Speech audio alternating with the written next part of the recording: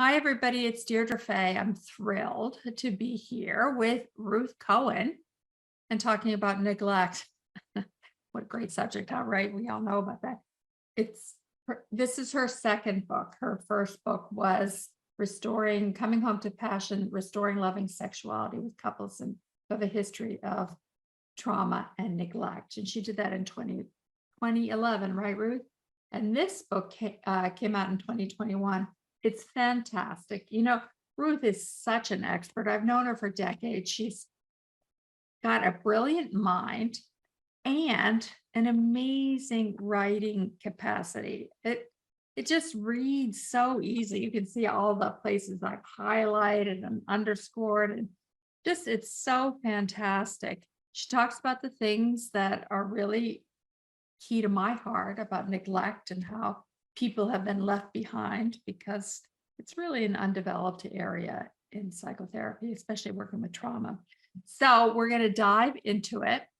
Not only is Ruth a great writer, she's been a psychotherapist for many, many years. Ruth, I don't even know how long, in the San Francisco Bay Area.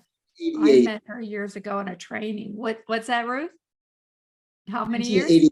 1988. Oh my gosh, 1988. She's trained and certified in imago therapy, couples work, EMDR, and sensorimotor psychotherapy, which is where I met Ruth in our exciting times together. She also writes a blog, which is wonderful and really just like a really engaging way of writing. So definitely check her out online. One of the things that Ruth does so wonderfully is talk about the dilemmas of sexuality with trauma. And then she's narrowed it down even further into this area of neglect. So that's what we're going to focus on with this book that y'all have to buy. Working with the developmental trauma of childhood neglect. Now, Ruth, one of my main questions is, in our psychotherapy field, in the diagnostic manual, I remember when Bessel was so strong about getting this developmental trauma introduced into the field. Now, how would you hold the difference between developmental trauma, attachment trauma, and just the plain old word neglect? Good question, Deirdre. Well, it's kind of like layered. We've got the larger category of developmental trauma, and within that, we've got attachment trauma, which is I think the fundamental, the worst kind of trauma there is, because it's the very beginning of the development of the self. And when the brain and the self doesn't develop, or it doesn't develop the way it's supposed to, and we get all the dysregulations that come from there, people have every kind of problem, but most of all relationship problems, which are so terrible for them.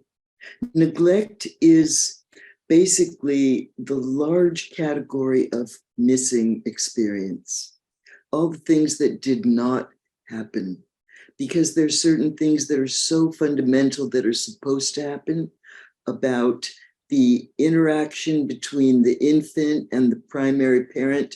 And when that doesn't happen, and these experiences of feeling like I matter, like I've got value to you, those don't happen, then there's a huge void right from the start. And what I always say to people, which seems to really resonate with a lot of people, is the way an infant begins their whole journey of existence is when basically I look up into the face of a loving other and see a joyful reflection of me.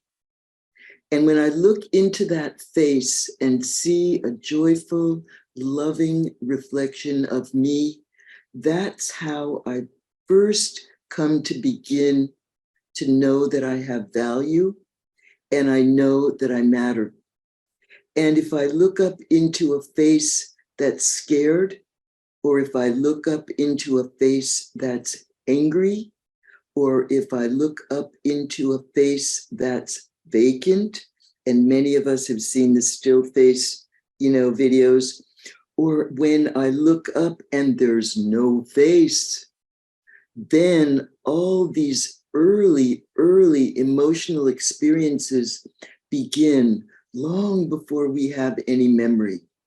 So it's developmental in that this is when the infant should be really starting to develop and the brain should be starting to develop. And it's in the attachment, and it is profoundly traumatic. And because it's so far before the brain has any capacity for autobiographical memory, so there's no narrative, there's no story, there's no cognition yet. So we have these bodily experiences, which you're so expert in, and the emotions, which are nameless but overwhelming in this little tiny being. That's how it all starts. So we get all these dysregulations that come from basically nothing, because nothing happened. So the child grows up thinking, well, nothing happened to me, which is the problem. There is a problem of nothingness. So neglect is invisible, which is why it's so neglected in the world, and it's so neglected even in the psychotherapy field, because everyone thinks nothing happened to me. And that's right. Nothing did happen, and that's the problem. You bring that out so well in your book, and we certainly know it clinically when we sit with somebody that they say nothing happened, there's nothing going on. I don't have anything to pin it on. Or they say, I don't want to go back. I've dealt with that. There's nothing really there. Or the other pieces, they idealize their history and their relationships. And Ruth, when I was reading your book, I was thinking again about how in diagnosing the attachment styles, that it's so akin to dismissive attachment. Absolutely. Yeah, so I wondered what you had more to say about that. I do. It fits in many ways. And one thing, I'm a sex therapist, and one thing that I found so sort of jarring in the attachment research is in that dismissive attachment, the mother often has a revulsion for the baby's body. She doesn't want to touch her child. And so the child grows up with this experience of feeling untouchable and unlovable, and this sort of body revulsion or body hatred. And so we see in neglect not only the dysregulations, and everyone knows what dysregulation means, right? Dysregulation is when the arousal in the body, when we get kind of revved up or emotional or excited or physically anxious, we can't calm ourselves down easily, or we can't get to a comfortable baseline. And these dysregulations get so wound in with body hatred that we see a lot of the terrible, somatic problems that people have, and substance use and eating disorders, and lots of body expressions, many of which begin from feeling hated physically by the mother, which is a terrible experience. So the self-hatred of the body is kind of inherited, which is so sad. And I'm sure, you deal with that a lot with your whole model about working with the body, that there's so much disconnection from the body and sort of rejection of one's own body. So sad. I want to hear about how you came into it, and you speak so eloquently about it and write it in your book. But thinking about what you just said about touch, I feel like my mom was actually she was really loving. She just was really distant. And the thing when I really started getting like I have a history of neglect was when I would remember my mom trying to comfort me, which wasn't very often, but when she did, it was like her hand was touching me like this, not, like a full hand, but just like, and I Yeah, remember being like, when somebody would, when I first started becoming aware of it and having somebody like really like touch me with their whole hand instead of just like this, I was like, oh my God, oh my God. And then you write about it. So tell us more, Ruth, about how you even got into this whole subject.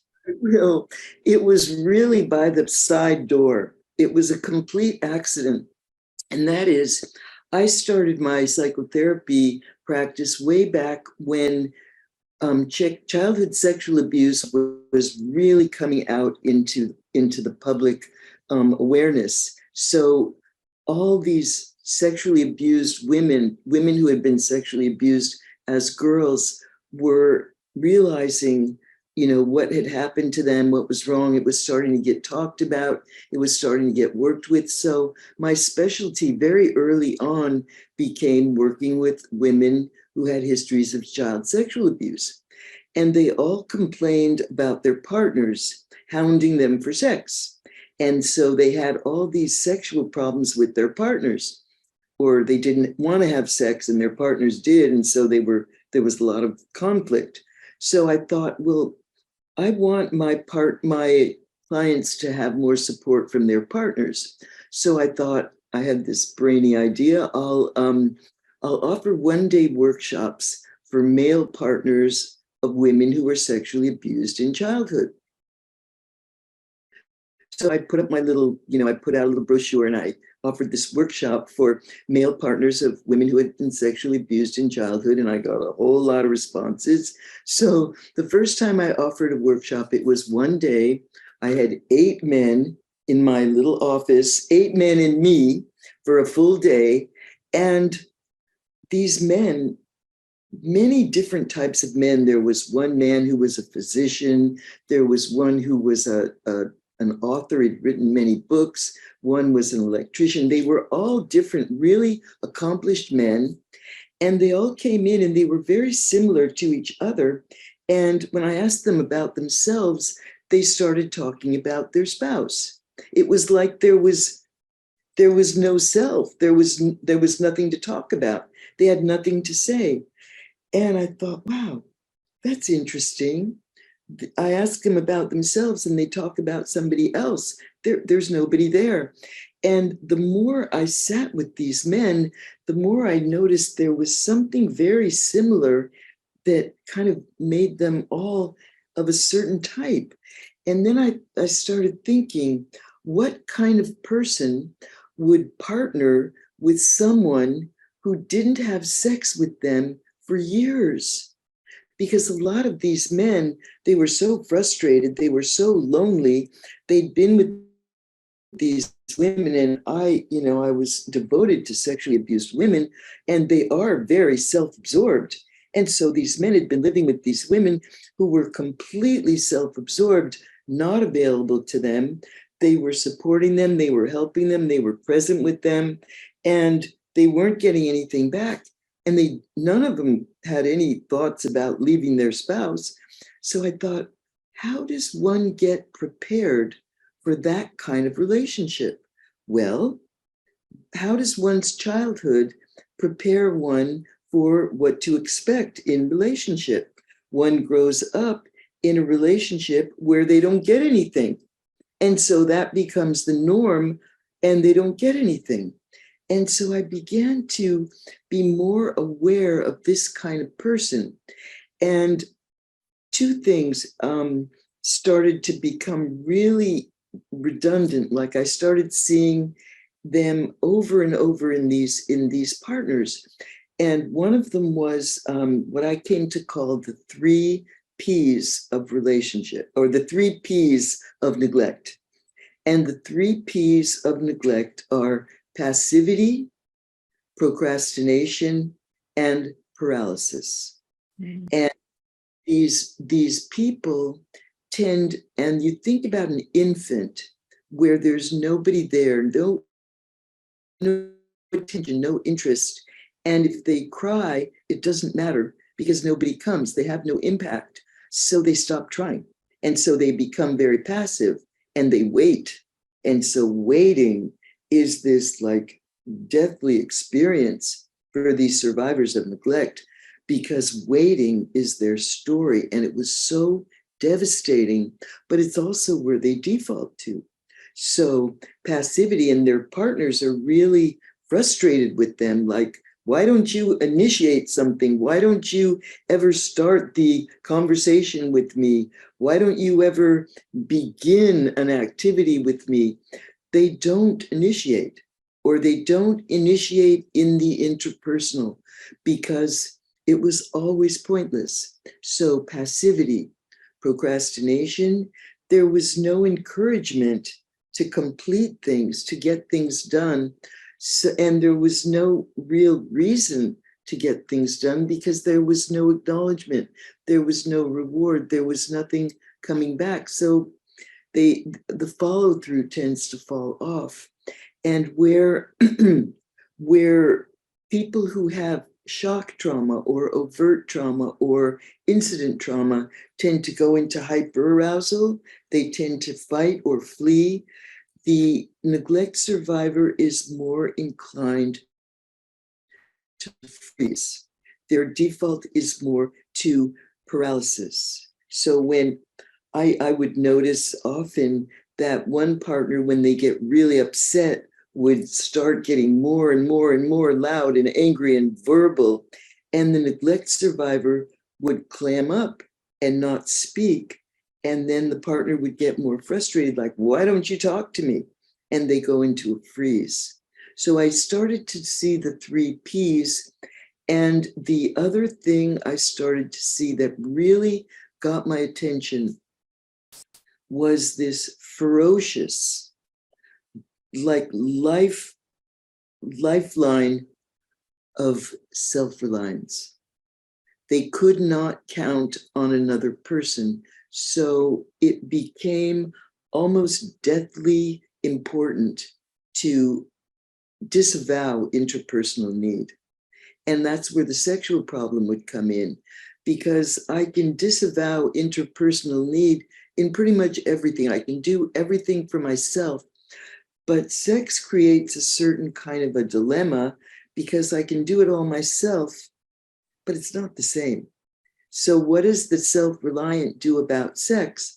Well, that's the question. It's a conundrum. And that's where I found these men who were really, and it wasn't only men, but I saw a lot of men initially with neglect who were really confused, frustrated, and didn't know what to do about sex because they didn't want to need another person, but they felt the rumblings of a sexual need in their body and they didn't know what to do about it.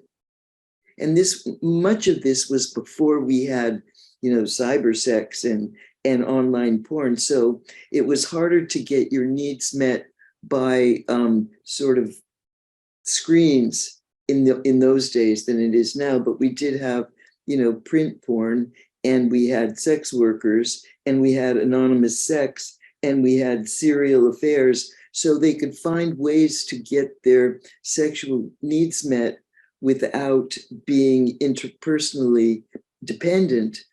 But it was complicated, and often it sort of interfered with their values and morals and self image of who they wanted to be. So they would show up with these big sexual questions about what to do about their sexual needs. So I don't know if I went off the question. It's fascinating, Ruth, how you really sorted it out. I mean, I've come from it from a different angle, but I love hearing how you describe it and how you put it together.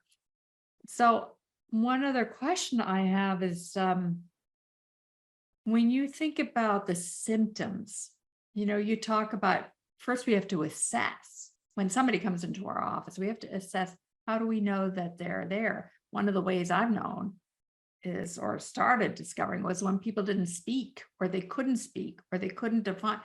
But you have a whole wonderful framework, and I just want to, if you want to name it and help people see it, and then we can have further conversations if that's what works. First of all, what you said is absolutely true. They don't speak. They don't really have anything to say. So they think they don't have anything to say. And they, often they don't even show up. They show up in couples therapy because their partner is so frustrated that there's nobody there. But when they do show up, often it is about interpersonal problems, like they're lonely. They're lonely, but in a very complicated way, because they're so averse to needing another person. But on the other hand, they feel a kind of emptiness. And so they really don't have anything to talk about. They don't know what to say, which is why they, often they don't show up or they don't stay. And, in trauma work, as you know, the relationship therapist is so important.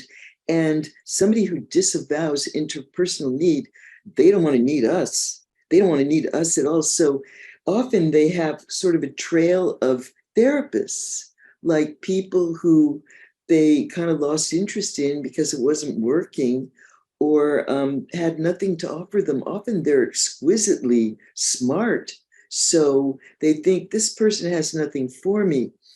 Another thing that's really telling, Deirdre, is that because we learn an emotional vocabulary and emotional intelligence from that early relationship in infancy, through the gaze with the mother, or the primary caregiver, which initially, at least ideally, is the mother, because we come out of the mother's body, that in this gaze, I learn what my emotions are by having them reflected back to me and named by the mother. So if I'm scared, the mother knows, oh, you're scared. Oh, that's okay, I'm here. Or you're sad, it's all right. And so you learn what the emotions are and what they're called and how to identify them and how to express them. And when that doesn't happen, there's no emotional vocabulary. There's very little emotional awareness, or even there's no emotion, period. There's a flatness, an emptiness. They really have to be taught how to even locate, identify, name, let alone express emotion. So often they come in with this sort of numbness. They don't have anything to say. They don't feel anything. So there's this very analytical mind. They know a lot. But as I always say, insight is interesting, but it doesn't change a thing. And that's why they're so frustrated. So what do we look for? Well, what you're describing is an immediate tip off. They don't speak. They don't have much to say. They don't have an emotional sort of presence. So often, as a therapist, one thing I noticed, which was kind of a point of shame for me initially, is I would feel so sleepy, or I'd feel so disconnected or so bored, I hate to admit, at the beginning. I think every therapist watching this will completely understand. And it's a telling, one thing I know about myself, because I'm so interested in everything. You are. What I know right away is there's no contact. And the reason why there's no contact is because those nerve endings for attachment are not awake. So this sleepiness, and I write in the book, it's so embarrassing, about one time that I fell asleep. It was one time that I fell asleep on a client. I was mortified. I was mortified. And this is interesting. This lovely man, he said to me, he sort of said to me with a laugh, he said, "You fell asleep." And I was stunned. I was shocked. And he said, "Oh, it was just for a minute." And I was so upset, and it didn't faze him.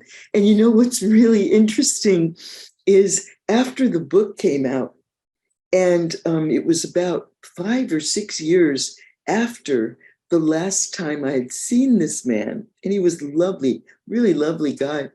He came back. He came back to therapy. And I said, "Oh, I'm so happy to see you."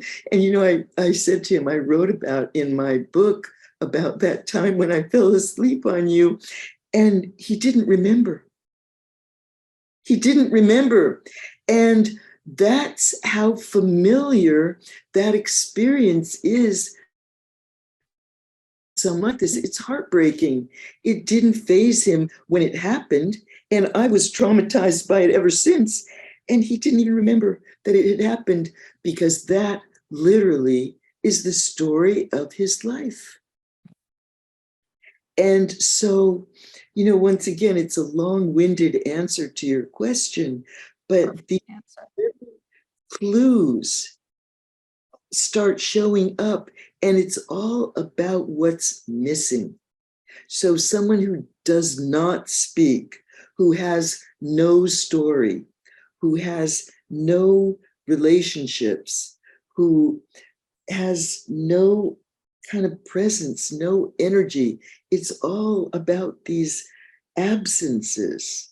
So one has to really, and this is what it's sort of like a almost oxymoronic. It's like we're learning to see what isn't there, which sounds like a contradiction. It's like, what am I doing? Making up a story? No, but it's about becoming able to help the person fill in these blanks, because they become able to fill in the blanks. And then the story starts to emerge in these little sort of fragments. And this is where awareness is so important. They start having a body sensation or a visual snapshot.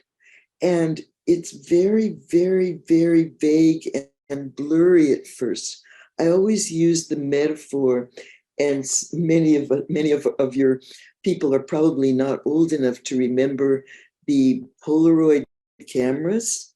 It was such a great invention, because in the olden days, way back in the Stone Age when I was growing up, if you had a little Kodak brownie that we used to get, and you'd put a film in it, and you'd take pictures, and then after you take the pictures, you take them to the drugstore, and it takes 2 weeks to get them developed, and then you get them back 2 weeks later, and you've got your little snapshot. So you have to wait. And then this wonderful invention came out, which was the Polaroid camera, where you take a picture and then the paper comes out and you put it in the sun, and little by little, this blurry image starts to sort of form and gel and show up and sharpen and turns into a picture. And it's magical. This is what happens with the neglect story. If the person and the therapist really has the ability to shine that sunshine on this apparently blank piece of paper and let the image slowly emerge, it will, but it's very vague. And this is where the therapist has to be really self-aware. And one thing I've been learning about, which is really interesting to me, and it sounds a little woo-woo, but it's really not. And I'm a real kind of science head, even though I grew up in a time when girls were told that we were stupid in math and science and good in like language arts and home economics kinds of things. So I've made a point of really studying the science, even though it's not natural for me. And there's this communication of energy that we get through other means, through other sort of forms of connection, where I'll find with someone where I'm sitting in the room with them and I'll feel something in my own body. Like I'll start feeling angry, or I'll start feeling pain or sadness, and I'll have to be really self-aware so I can know, wait a minute, this is not mine. What's coming to me from this person's story? And I'll stop them and I'll ask them, what are you feeling in your body right now? And it might take them back to something, and it might not. And then I'll say, oh, I was feeling something that felt like anger. Does that fit with anything that you're kind of aware of? And sometimes it does, and sometimes it doesn't. Sometimes I have to kind of log it in my own little catalog about this person as the story begins to take shape. But sometimes we get these pieces of story, and often it'll be like, I'll say, what do you know about what was going on in your mother's life when you were an infant? And they'll say, well, I don't know that much, but I know that she was fighting a lot with my dad, that he would be gone for days on end, that he would leave in a huff and disappear and not come back. And I'd go, that's interesting, because they're not remembering something that happened to them, but somehow in the field between us, something is coming up that begins to formulate into story that then gives us information about what happened and what didn't happen in their life. And then they begin to know, oh, there's another reason why I'm so terrified when I hear people fighting. Or, that's an example. But we get these bits of information through the side door. So the therapist has to be very acutely aware of their own experience, and also very careful to not make up a story. Oh, so beautifully said, right? As because we grew up with the false memory syndrome, trauma, that there was a time in the 90s when therapists, and women mostly, were getting accused of making up these trauma stories. And there were all these hideous court cases going on about fabricated trauma stories. So we don't want to make up stories, but we also want to be really, really good kind of vessels of receiving information in whatever ways it comes across to us. So it's a delicate balance. And it also requires, and this is another challenge, it requires a real collaboration with the client, which, when you're dealing with a self-reliant person, is a challenge, and often takes a very long time, because they want to need you. They don't want to need me. They don't want to need anybody, and they insist that they don't.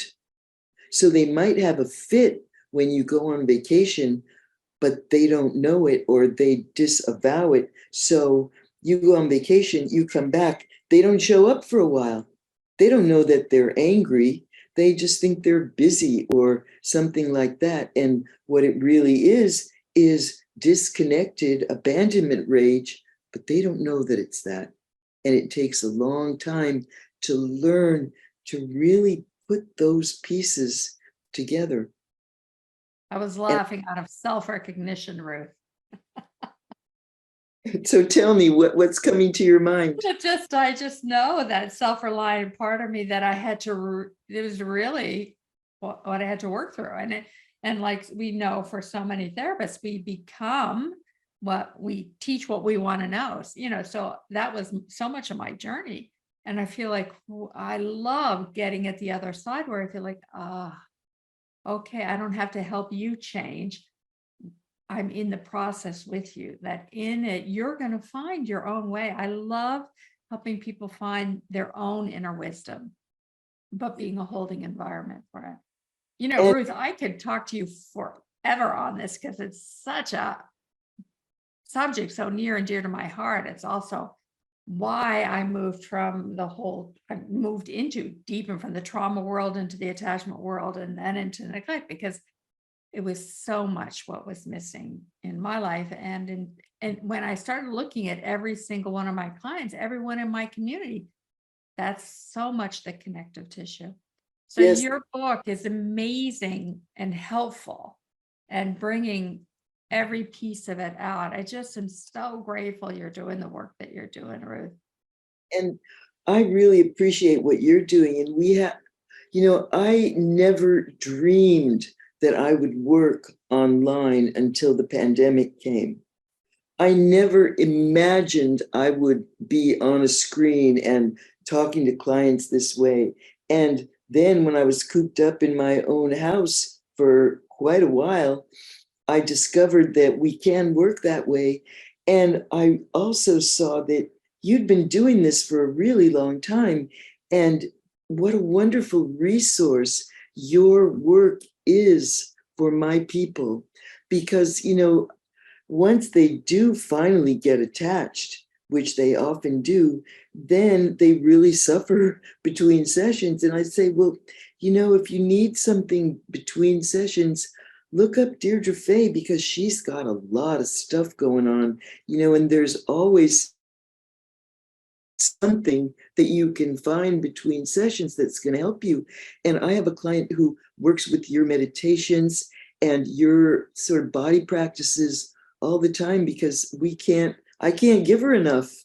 And so then and so many people. So I love being able to kind of share the field with you. For sure, for sure. And we're all waiting anxiously, Ruth, for your book for everyday people on childhood neglect. So I'm we'll talk more when that comes out, because that will be so important for people. Yeah, and if there's anything I can do to help, please let me know. And I do write these blogs. They come out every week, and I use all kinds of springboards to think about what to write about, because it's everywhere. It's everywhere. And I'm so impassioned about making it visible, because neglect is this vast neglected field.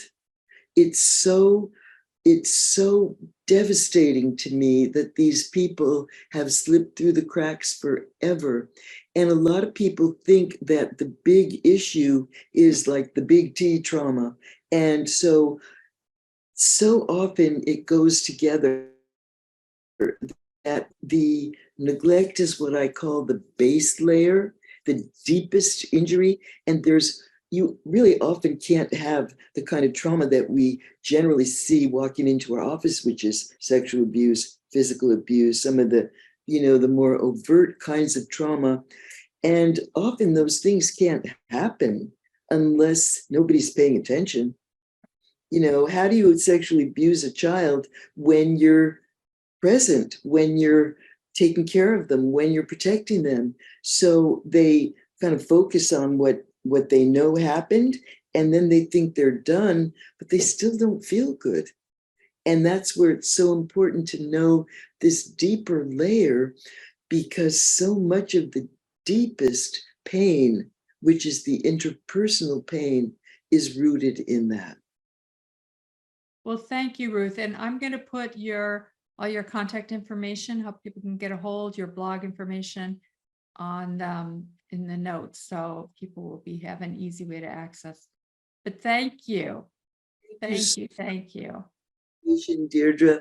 And, I just want to tell everybody that I've known Deirdre since probably about the year 2000, when I was in the sensory motor training, and Deirdre was one of my teachers.